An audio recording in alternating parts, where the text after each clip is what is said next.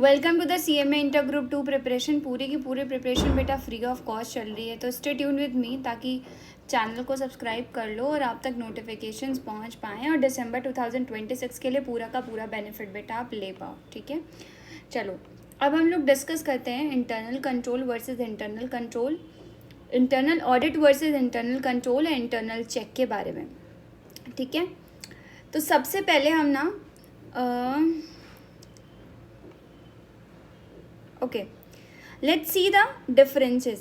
Internal audit, each component worked is checked. ठीक है, सब कुछ चेक होना चाहिए इंटरनल ऑडिट में। Internal control, work of one person is automatically checked by another, and internal check double check every part of the transaction at the time of the occurrence of the recording.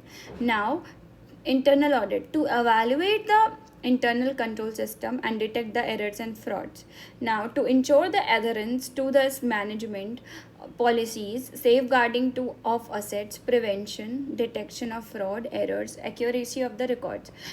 To ensure no one employees has exclusive control over any transaction or its recording. Work is checked after it's done. Checking is done simultaneously with the conduct of the work, and the work of the employee is checked continuously by the correlating with the work together. Trust of system to detect the error or fraud, to prevent the errors, fixing responsibility of division of the work to avoid the duplication. Now, cost involved, additional cost of the special checking, costly for the small businesses due to more employees. Part of internal control does not add to cost.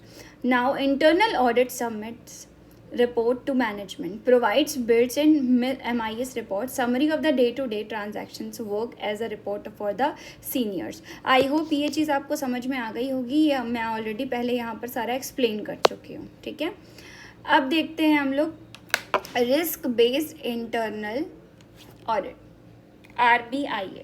ठीक है, इनका focus सिर्फ control check करना नहीं होता है, बल्कि ये देखना होता है कि कंपनी अपने रिस्क को प्रॉपरली मैनेज कर रही है या नहीं है। जहाँ रिस्क ज़्यादा है, ऑडिटर वहाँ ज़्यादा अटेंशन देगा। कंपनी के 10 डिपार्टमेंट्स हैं, जैसे एग्जाम्पल अगर साइबर सिक्योरिटी डिपार्टमेंट में रिस्क बहुत हाई है, तो जो आपका ये रिस्क बेस्ड इंटरनल ऑडिट है उस एरिया पर ज़्यादा ऑडिट रिसोर्स करेगा।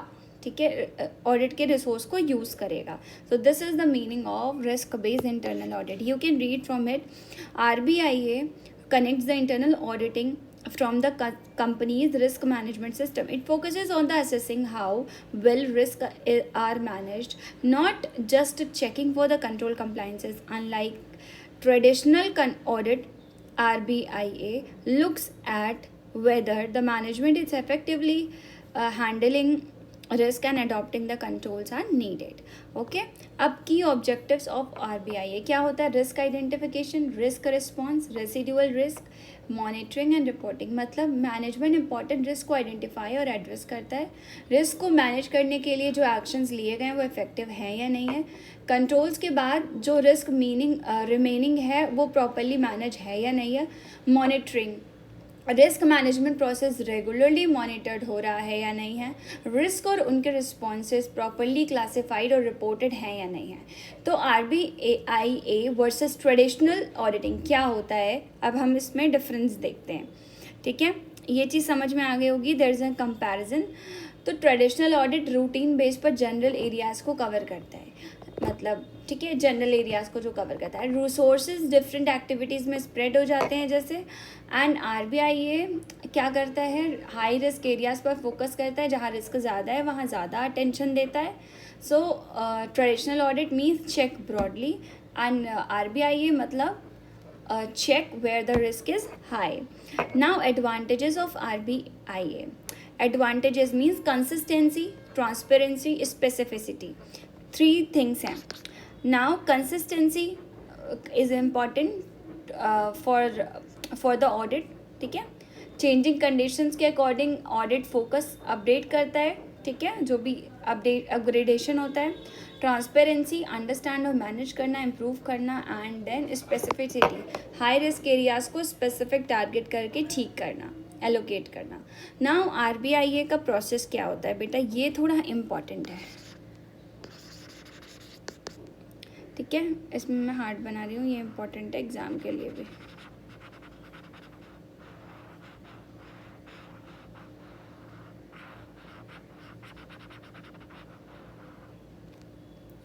ठीक है, तो क्या है, defined objective and risk apatite.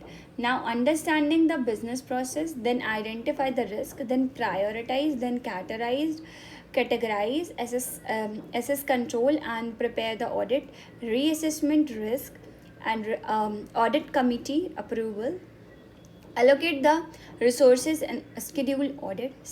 अब इसको कैसे तरीके से याद करोगे, देखो बता दे रही हूँ। डिफाइन करना, ठीक है, फिर अंडरस्टैंड,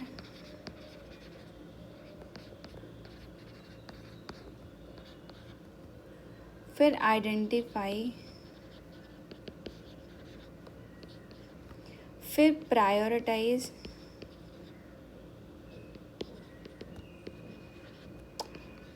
फिर आपको कैटेगराइज करना है,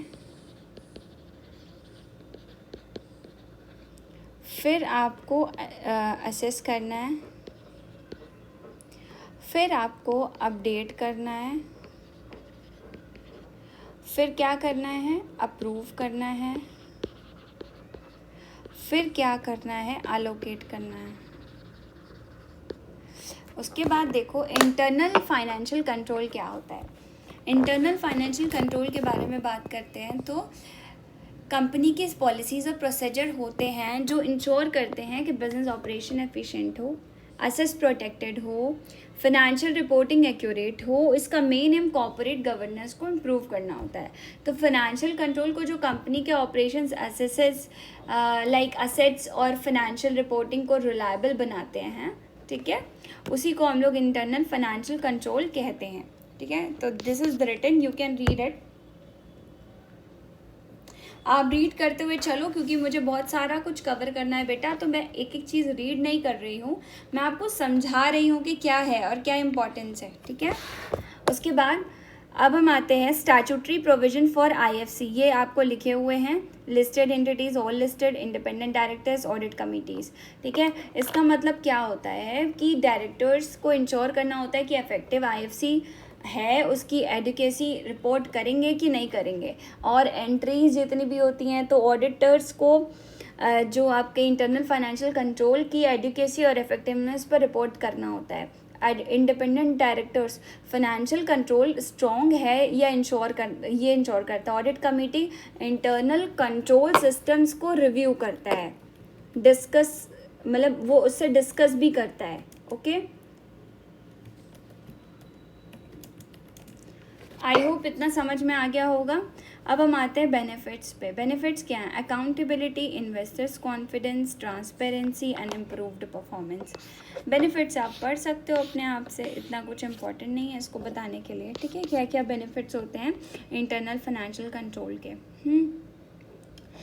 तो ये आप अपने आप पढ़ लेना, इससे ईजी होगा, ठीक है। ये पूरा, ये भी और ये पूरा आप अच्छे से इसको पढ़ लेना, बस रीड आउट कर लेना एक बार बैठ करके, ठीक है। जो बताया है वही चीज़ें यहाँ पर लिखी हुई हैं बेटा। अब हम आते हैं ऑडिट सैम्पलिंग। अब ये थोड़ा सा ना इम्पॉर्टेंट पार्ट आ जाता है, ऑडिट सैम्पलिंग पूछा जाता है एग्जाम में। अब ये पहले समझ लो and then I will read it for you. Large companies में ऑडिटर्स के पास थाउजेंड्स और मिलियंस ऑफ ट्रांजैक्शन होते हैं, ठीक है, हो सकते हैं। हर एक ट्रांजैक्शन को चेक करना प्रैक्टिकल नहीं हो पाता है बेटा, एंड इसलिए ऑडिटर पूरी की पूरी पॉपुलेशन में से कुछ ट्रांजैक्शन सेलेक्ट करके चेक करता है और उसके बेसिस पे एंटायर पॉपुलेशन के बारे में ओपिनियन बनाता है। नाउ जैसे ऑडिट सैम्पलिंग मतलब पूरी पॉपुलेशन में से कुछ आइटम सेलेक्ट करके ऑडिट करता है। आई होप ये समझ में आया होगा।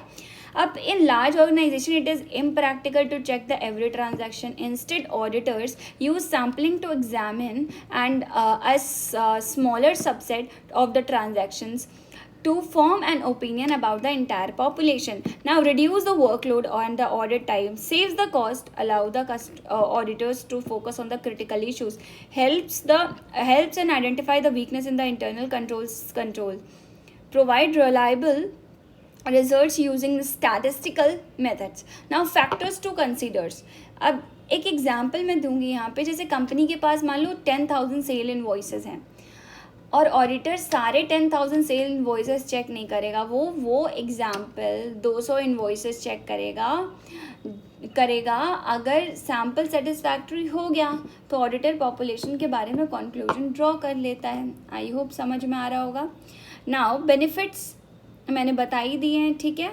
अब हम आते हैं factors of considering the considers. कौन कौन से फैक्टर्स हैं, जैसे ऑब्जेक्टिव्स हो गया, nature of population, internal control, materiality, sampling risk and non sampling risk.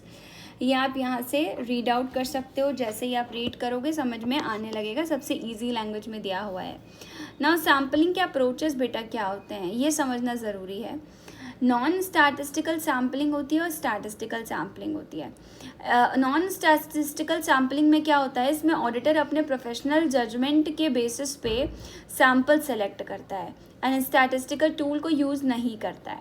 तो ऑडिटर्स का जजमेंट ही नॉन स्टैटिस्टिकल आपका नॉन स्टैटिस्टिकल सैम्पलिंग में आता है। नाउ सैम्पलिंग क्या होती है, स्टैटिस्टिकल सैम्पलिंग क्या होती है। देखो अब स्टैटिस्टिकल में भी दो पार्ट हैं कि 3 हैं, एक रैंडम है, हाँ ठीक हो।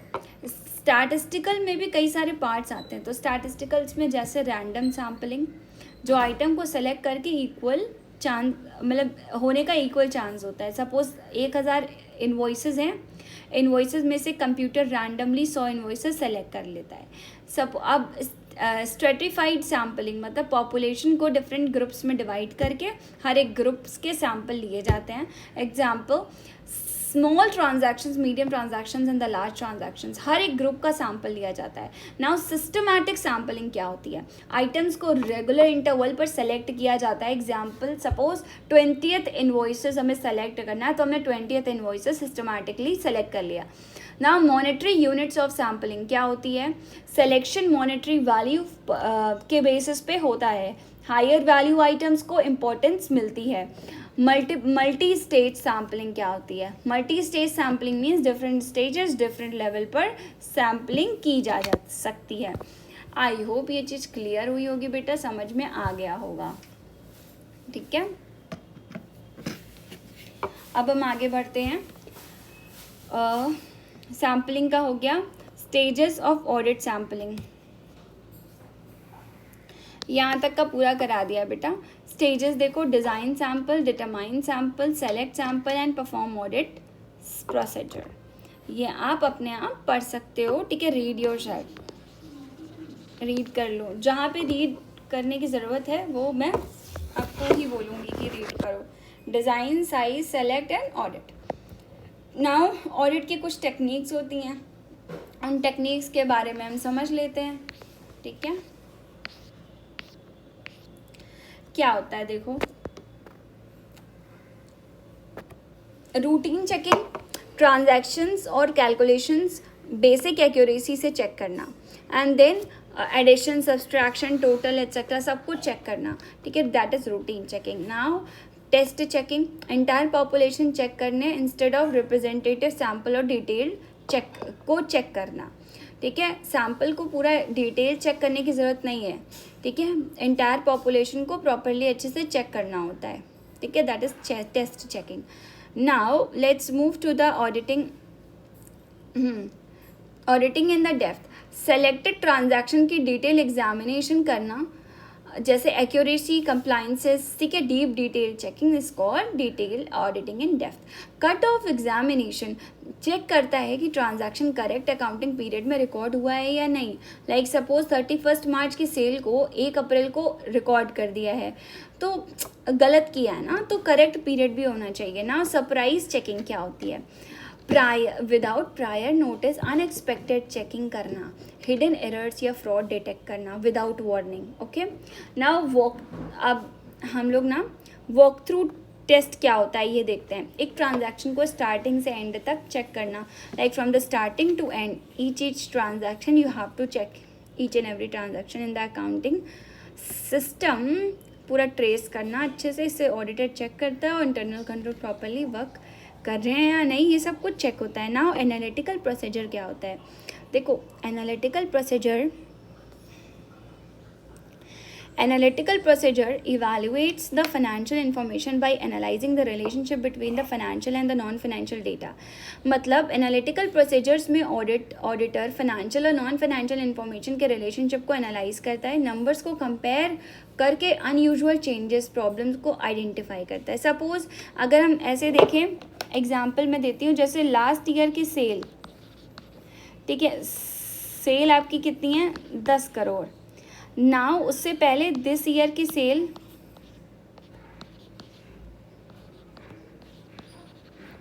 दिस ईयर की सेल 15 करोड़ है, ठीक है. तो सडनली अगर हमारी सेल्स इंक्रीज हो गई, अगर हमारी सेल्स इंक्रीज हो गई 50% से, ठीक है, इंक्रीज हो गई प्रॉपरली, तो क्या हो गया, ऑडिटर इन्वेस्टिगेट करेगा why did sales increase too much, ठीक है, ये चीज़ इंक्रीज करेगा.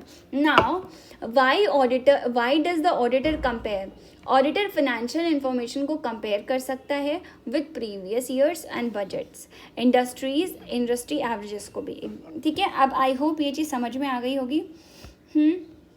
एनालिटिकल प्रोसीजर, ठीक है. अब एनालिटिकल प्रोसीजर के बाद में ये जो scrutiny of the trial balance and group scheduling है, ये मैं नेक्स्ट लेक्चर में करा रही हूँ. That was the last lecture of audit part 1. I hope you understand well. बहुत लंबे लेक्चर्स नहीं बना रही हूँ ताकि आप प्रॉपरली देख पाओ और अच्छे से कर पाओ, वरना फिर आप बहुत ज़्यादा बोर हो जाओगे एक 1.5 घंटे के लेक्चर्स में. सच में बोरियत होने लगती है. ओके, सी